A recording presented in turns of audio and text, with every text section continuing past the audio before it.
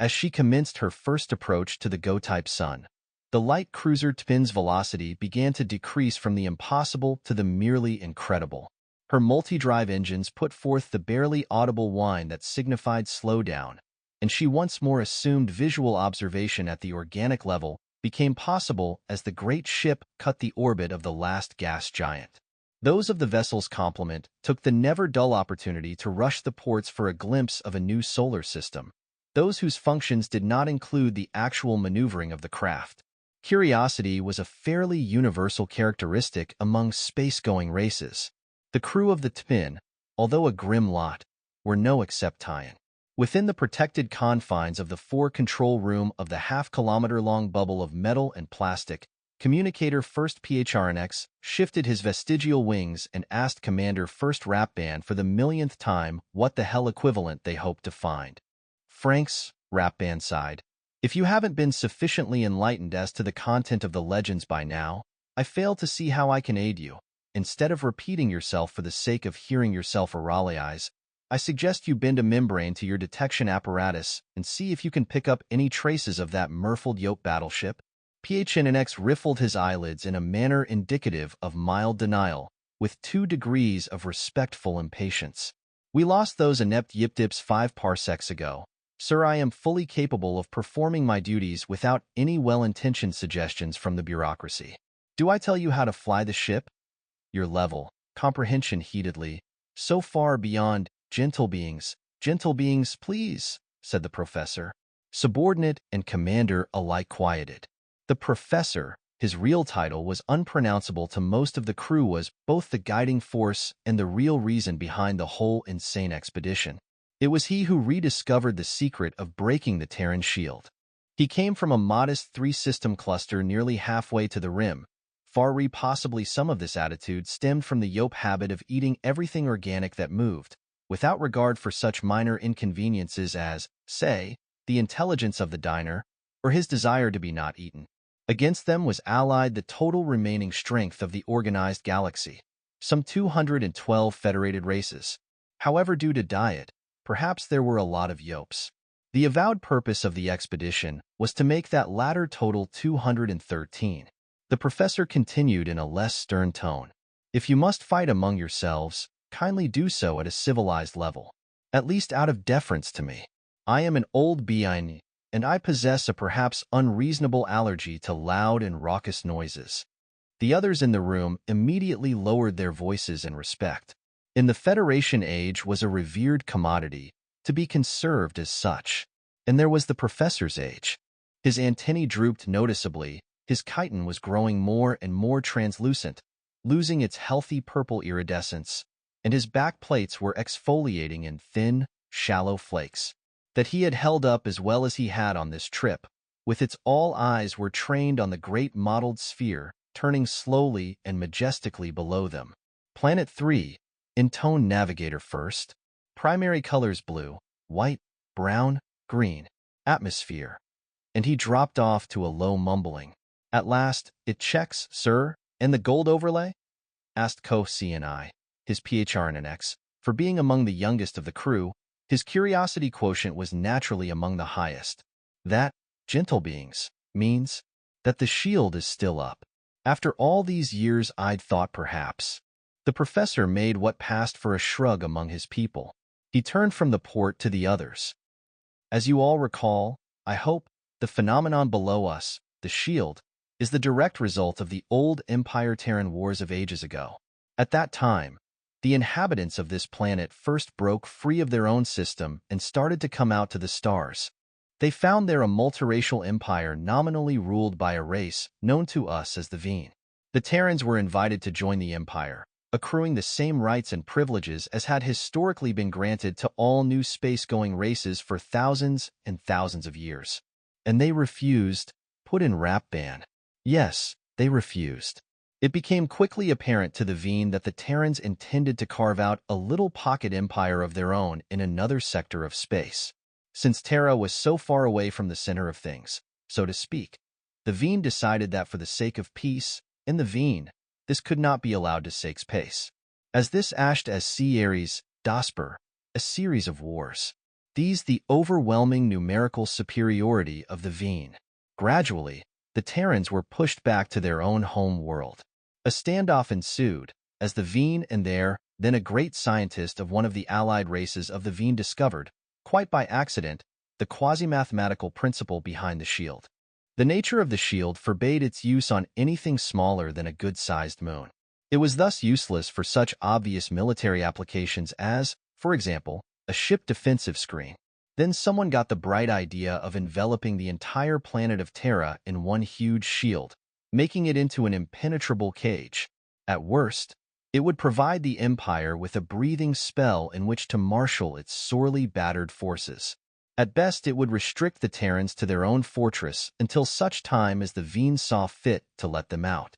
The chances of the Terrans accidentally stumbling onto the same principle was considered to be slight. As you can now see, this indeed has been the case.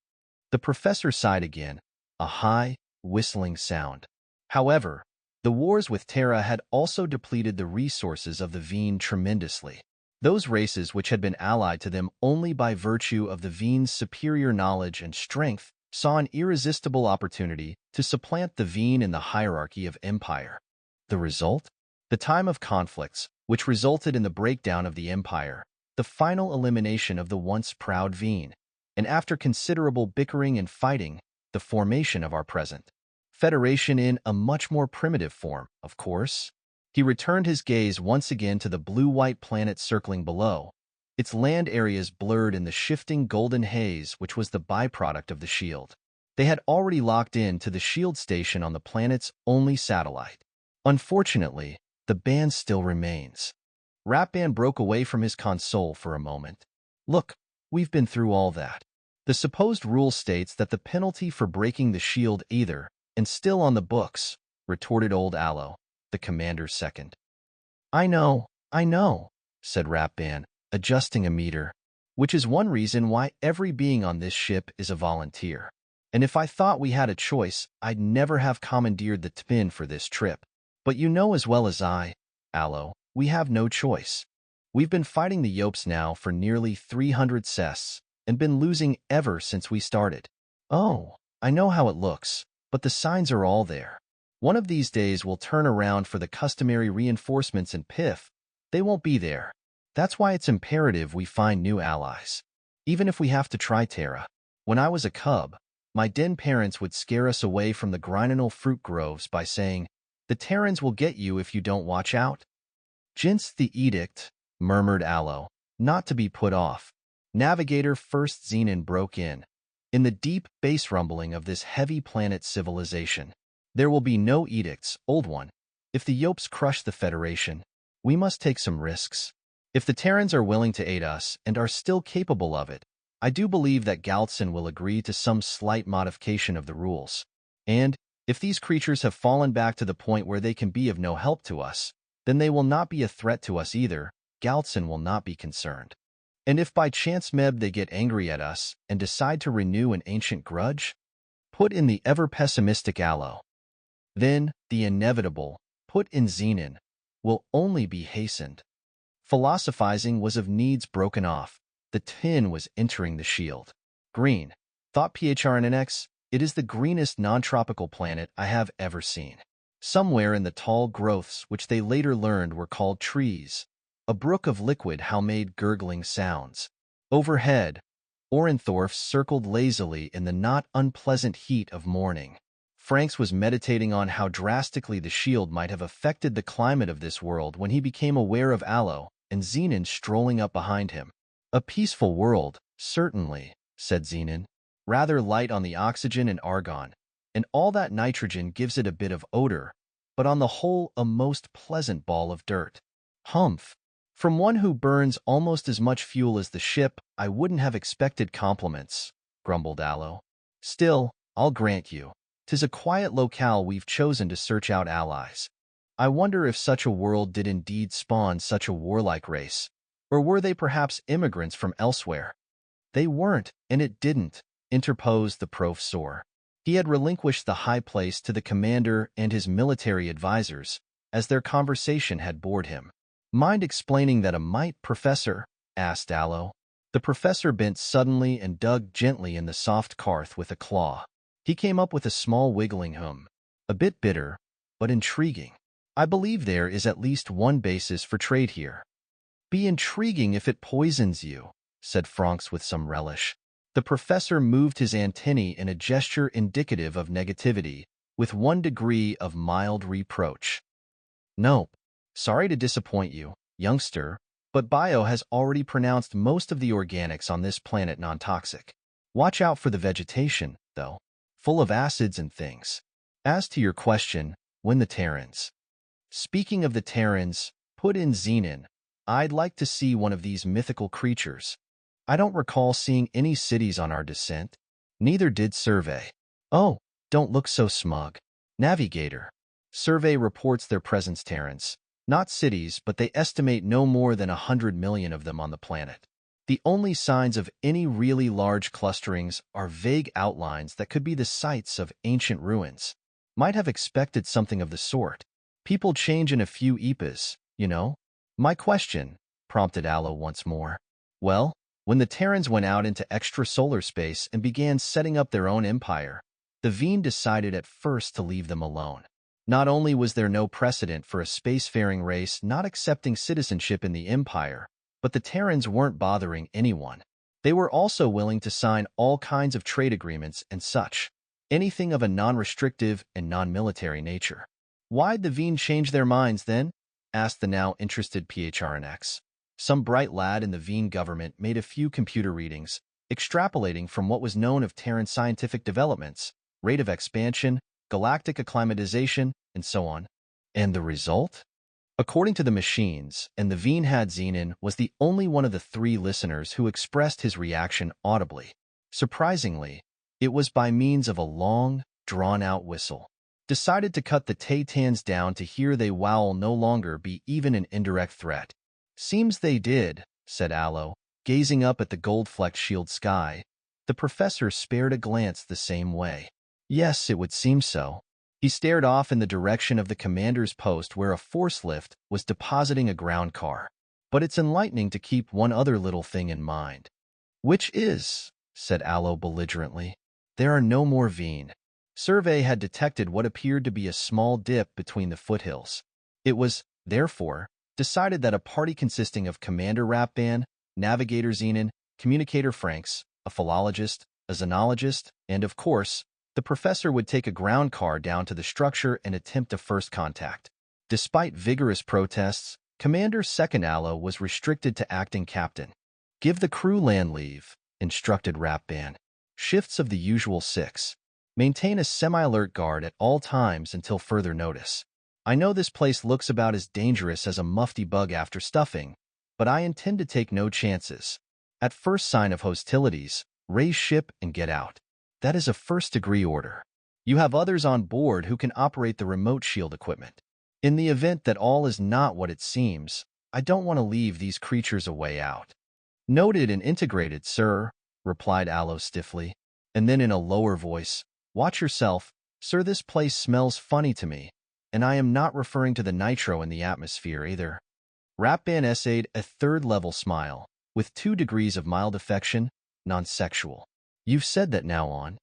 Let's see, 39 planetfalls to date. But rest assured I will take no chances. We know too little of this place, the professor included. Anyway, legends are notoriously non-factual. The little car hummed softly to itself as it buzzed over the dark soil. A cleared path is unmistakable on any planet, and this one ran straight as an opsith through the helds of low, irrigated plants. Phranx had wondered idly what they were, and if they would appeal to his palate. The professor had replied by reminding him of Bio's warning about plant acids and added that stealing the natives' food would be a poor way to open friendly negotiations.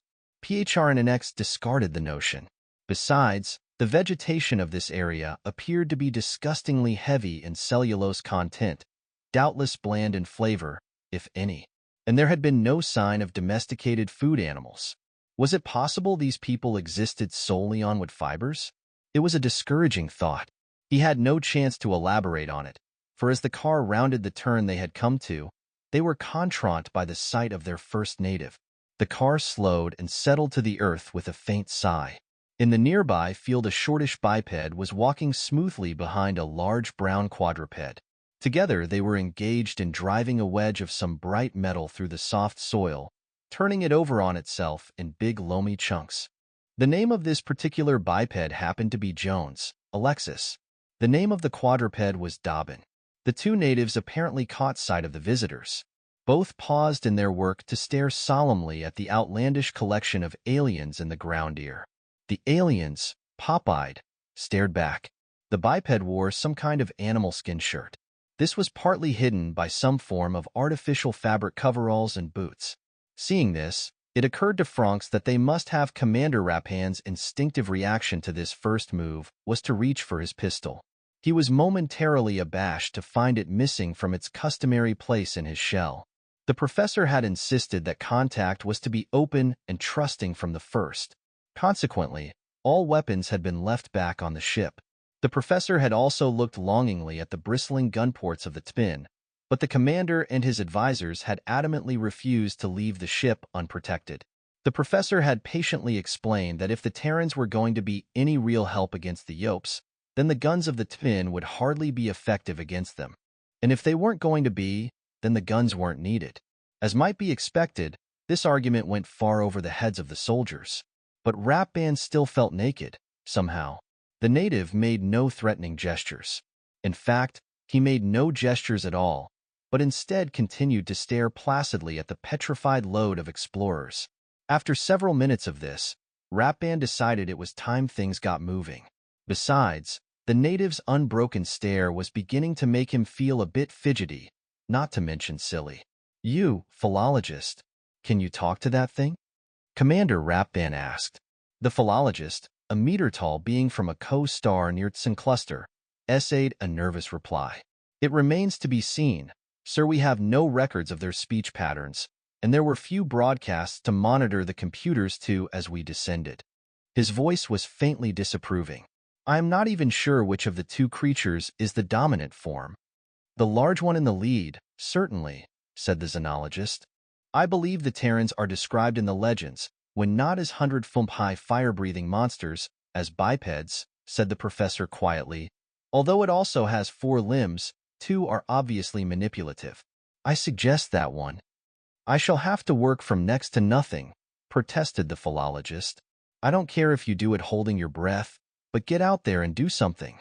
I feel like an idiot sitting here." "Yes, sir. Yes, sir. What?" The philologist decided that this would be an auspicious time to essay a first contact. He hurried out the door. At least, he thought, the native couldn't be much more difficult to communicate with than the commander. He wished fervently that he was back in the community nest. Trailing the philologist, the party made its way to the two natives. Began the philologist, straining over the guttural syllables. "We come in peace, Terran. Friends. Buddies. Comrades. Bloodbrotherhood. We good guys. You comprehend? Me Tarzan. You Jane," said the Terran. The philologist turned worriedly to Rappan. "I'm afraid I can't place his answer, sir. The reference is obscure. Shall I try again?" "Skip it," said the Terran, in fluent, if archaic Galactico. Ancient humorism. Surprising how old jokes stand time better than most monuments. He seemed to sigh a little. "You speak," blurted the xenologist. "An unfortunate malady of which I seem incapable of breaking myself.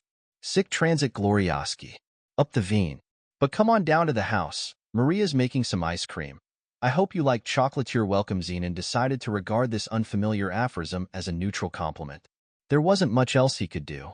He tried to hunch his 3-meter bulk lower, gave it up when he realized that he didn't know whether the promised ice cream was a food, a paint, or a mild corrosive for cleaning out reluctant teeth. "We appreciate your hospitality, sir. We've come to discuss a very urgent matter with your superiors. It involves perhaps more than you can comprehend." Here the professor peered hard at the native, who looked back at him with placid assurance. "Although I have a hunch you might have some idea what I mean." If the Terran noticed a change in the professor's glance, he gave no sign, but instead smiled apologetically. "Ice cream first." The Terran's residence, when seen from close up, was a utilitarian yet not unbeautiful structure. It appeared to be made mostly from native woods with a hint of metal only here and there. A small quadruped was lying on its entrance step. It raised its head to gaze mournfully at the arrivals, with wise eyes, before returning it to its former position on its forepaws. Had the professor known anything about the history of Terran canines, this quiet greeting would have been interesting indeed. The building proved to admit more light and air than had seemed probable from the outside. Furniture appeared to be mostly of the handmade variety, with here and there an occasional hint of something machine-turned. Bright colors predominated but did not clash. Not that the Terran color scheme meant anything to the visitors anyway. At least the place was big enough to hold all. The Joneses' mate was a sprightly little dark woman. "Now, Alex," said the woman, fussing with a large wooden ice cream maker, "you didn't tell me we were having visitors. How am I supposed to prepare for these things if you don't tell me about them in advance?" The native smiled. "Sorry, Han, but these, gentlemen just sort of dropped in on us. I promised them some ice cream. I hope they like chocolate," she said. When they had been seated around the room, each being curling up according to the style fitting to its own physiognomy, Commander Rappan decided to break into the cheerful dialogue and get down to business. Fraternizing with the natives was all very well and good. No doubt the Xeno department would approve. However, he was not so sure that his colleagues, hard-pressed to hold off the Yops waves, would see things in the same way. Unfortunately, this thing called ice cream got quite a grip on one's attention. Xenon was one of the few present to whom the concoction had proved unappealing. He leaned over and whispered to Phrnx, "These are the deadly fighters we are supposed to enlist? Conquerors of the Veen fleets? Stuff of horror tales? Why, they look positively soft. I could crush that male under one paw. He hardly comes up to my eyes." "Few of us do, oh hulking one," replied Phrnx, adding a gesture indicative of second-degree ironic humor. "But that is hardly an indication one way or the other. Although I admit they do seem a bit on the pastoral side." Xenon snorted. "What star system are you folks from? Not all from the same, surely." "Indeed," said the professor. It occurred to him what had troubled his thoughts ever since they had met these natives. For a race that had not had extraplanetary contact for umpty thousand pa, they were treating the crew of the Tpin like next-door neighbors who popped over for a visit every time period. Even the sibling where had he disappeared to, had been fully self-possessed when confronted by what must be to him utterly strange beings. It was just a touch unnerving. You might be interested to know that the Veen have been extinct for some 450,000 of your time revolutions. The biped nodded understandingly. "We guessed as much. When so much time passed and nothing happened, one way or the other, friendly or hostile, we assumed that we'd been forgotten and filed away somewhere." "Not forgotten," said the professor. "Legends persist longer than their creators, sometimes. There was a period of confusion at the end of the Terran-Veen Wars. Was that a twitch of reaction in the native's face? Yes? No? When the bureaucracy set up by the Veen was submerged by a wave of would-be empire builders, interstellar government pretty well collapsed. It took a while for things to straighten themselves out, which is why we have not contacted you till now." Could he read the lie? "Another problem has arisen." The biped sighed again. "I was afraid this mightn't be a social call." "What is your problem, Professor?" Backed at certain intervals by succinct comments from Rappan, he began to outline the present desperate situation with respect to the Yops, ending with a plea to forget any past differences and come to the aid of the Federation. The Terran had listened quietly to their arguments, unmoving. Now he sat in an attitude of intense concentration, seeming to listen to voices and thoughts. "Of course," continued the Terran after a while, "as a gesture of your goodwill, we would naturally expect you to lower the shield. Despite a hell of a lot of scribbling and figuring, that's one thing we could never quite do." "Of course," said Rappan determinedly. The biped stood. "It will take me a while to convey your message to my superiors. In the meantime, do feel free to enjoy the countryside and my poor home." He turned and walked into another room. The female eyed them speculatively. "I don't suppose any of you gentlemen play bridge?" Phrnx was wandering through the nearby forest, following the path made by a cheerful stream. He had quickly grown bored with studying the simple native household And, unlike the professor or Commander Cappan, the intricacies of Terran bridge wished OT. The loose scientists had town plenty to keep them occupied profitably, but after reporting to the ship their accumulated data and the word that the dense undergrowth led away from the house at a right angle, with the sense of direction his kind possessed, he was not afraid of getting lost, and the damp coolness of the place was the closest thing he'd found to the rain forests of home. It was full of interesting sounds and new smells. The native female had assured him that no dangerous creatures lurked within its inviting shadows. He was thoroughly enjoying himself. Ornithorhs and small invertebrates insects, they were called, fitted rapidly from growth to growth. He could have snatched them easily in midair with his long suckers, but was mindful of strange foods despite the professor's assurance that the native organics were edible. Besides, he was not hungry. He strode on in high spirits. The hike was about to come to an unpleasant end. The trees appeared to cease abruptly off to one side. Espying what seemed to be a glint of sunlight on water, he turned in that direction. His supposition was correct. In front of him was a large clearing which bordered on a good-sized lake. In the foreground stood the diminutive figure of Flip, the native's offspring. He was gazing at a pair of massive, glowering figures in space armor. These did not fit into the picture. Yops Sphinx stood paralyzed with shock. The Yop bat-fleship that he thought they had lost near that red dwarf sat half in, half out of the blue-green lake. He assumed it was the same one. Its gun ports were wide open. Troops were clustering around a landing portal on one side of the kilometer-and-a-half-long monster. Dirt had been gouged out on all sides by the sheer mass of the huge vessel. These two figures in the foreground were doubtlessly scouts. How in the central chaos had they slipped in past the cruiser's screens? Unless they, too, had found a way to negate the shield, and this seemed unlikely, then they must have entered by way of the temporary hole made by the Tpin. A quick glance at the sky showed the now familiar gold tinge still strong. So they hadn't destroyed the generating equipment on the planet's satellite, then. Yop invisibility screens were known to be good, but this good? His speculations were interrupted by what happened next. The nearest Yop reached down and lifted the Flip in one massive, knobby claw. It held it like that, steady, while it examined the youngster along with its partner. The boy, in turn, appeared to be examining them with its wide, deep gray eyes. Both were making the motions and gestures which Phranx knew indicated Yop laughter.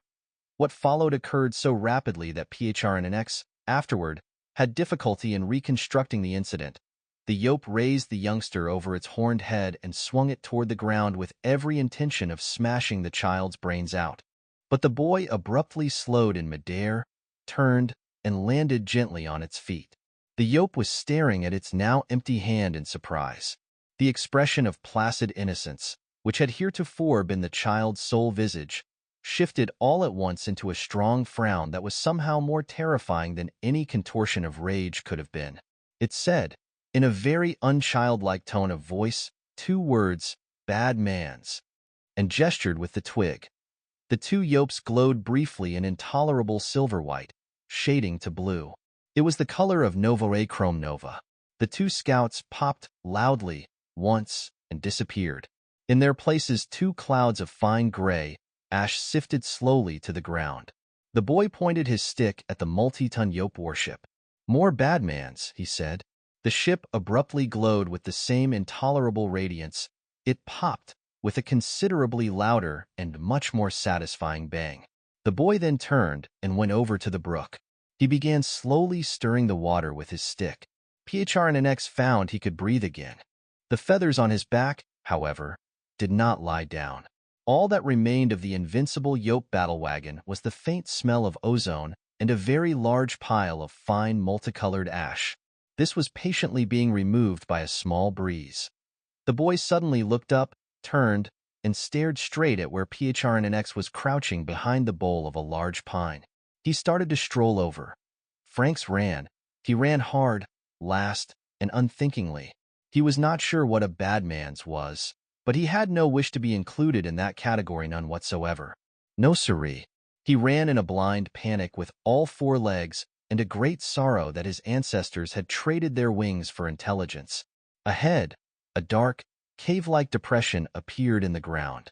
Without breaking stride, he instinctively threw himself into the protective opening and into the closet of the world. Phranx awoke with the equivalent of a throbbing headache. He almost panicked again when he remembered that last moment before blacking out. A touch of the hard, unresisting metal underneath reassured and calmed him. He had thrown himself in a cave, only it hadn't been a cave. It had been a hole filled with machinery. Yes, that's right. He remembered falling past machinery levels and levels and levels of it. He did not know it, but he had fallen only a mile before the first of the automatic safety devices had analyzed his alien body chemistry, pronounced him organic, alive, and reasonably worth saving, and brought him to a comfortable resting place at the 53rd level.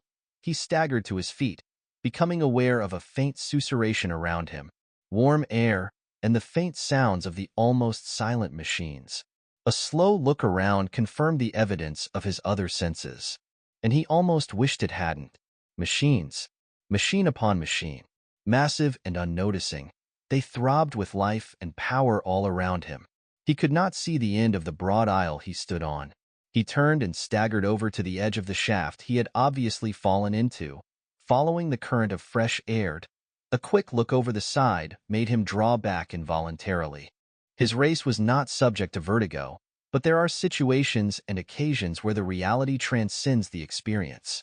There is too much relativity in a cavern, even an artificial one above stretched over a mile of levels, seemingly much like this one. Very faintly and far away, he could just make out the tiny circle of light that marked the surface and his entranceway to this frighteningly silent metal world. He could not see the bottom. He found himself giggling. Oh yes, pastoral indeed. Quite. Not prepared to turn out war material. Certainly not. No capability whatsoever. No cities, remember? Handmade furniture. Quaint way to live. Didn't say by what kind of hands, though. Poor, degenerated natives. Cannon fodder. He'd seen it in Commander Rappan's eyes. But the commander hadn't peeked in the basement. When the hysteria had worked itself out, he took several deep gulps of the fresh air. There had to be a manual way out. Stairs, a lift, something. He had to get back and warn the others. He tried his pocket communicator, suspecting that it wouldn't work. It didn't. A communicator who couldn't communicate. He almost started giggling again, but caught himself this time. He began to search for a way out. He did not know it, and probably would not have cared anyway, but his situation was remarkably analogous to that of a very ancient and very imaginary Terran female named Alice.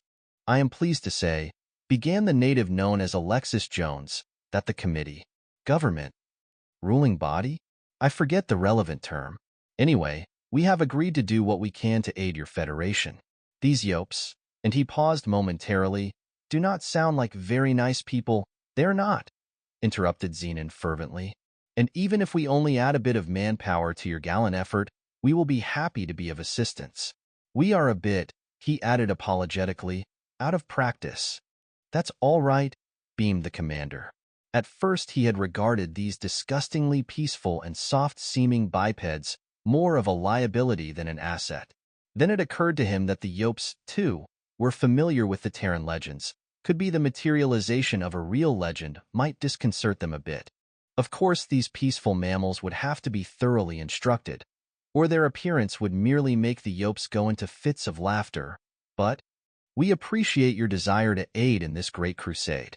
I am certain this historic arrangement will go down in history as one of exceptional benefit to all the races concerned. As a prelude to further discussion, I have ordered. He paused, open-mouthed, concentration broken. The Terran was staring upward. His face had changed. It was brightening, expanding, opening hitherto unsuspecting vistas to their startled gaze, like a night-blooming flower. Within those two small oculars, previously so gray and limpid, there now glowed a deep-down fire that seemed to pierce upward and spread over all present like a nerve-deadening drug. It made the commander draw back and Xenon hiss involuntarily. "The shield is down," shouted the native, flinging its arms wide. "The shield is down," answered his wife. And all over the planet, among all the members, large and small, of the Brotherhood of Warmblood, the dogs, the mice, the cats and orcus, birds and shrews, ungulates, carnivores, herbivores, and omnivores. The great telepathic shout went up, "The shield is down!" And in the field Dobbin and the small brown dog began to discuss the ramifications at length. The man turned to face his visitors, who were silent. "You have done us a very large favor, gentle beings, and we are, oh, so grateful. How many years we labored to find the answer to the shield, how many years only to discover that it could only be applied, or retracted, from an outside source. Now that it is down, we will not make the error of allowing it to be put up again. Once again, gentle beings, we are in your debt. Our agreement still holds. If you will return to your ship, we will commence preparations to follow in ours." The native smiled, and it was at once a lovely and terrible thing to see. "It has been so long," the Jones sighed wistfully, "since we have had a decent war." Back on the Tpin, it was a thoughtful yet jubilant Rappan who confronted a very bedraggled communicator first. "Commander," panted Phranx, "listen, you mustn't drop the shield. This whole world, it's a sham, sir. A fake. We've been fooled, and badly.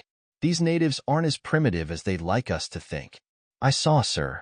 Machines, automatic factories, synthetic food processing plants, the whole planet. Commander, it's filled with their machines. I fell into an accident. The machines down there are programmed to answer questions." I asked. He paused for breath, became aware then that no one in the happy control cabin was paying any attention to him.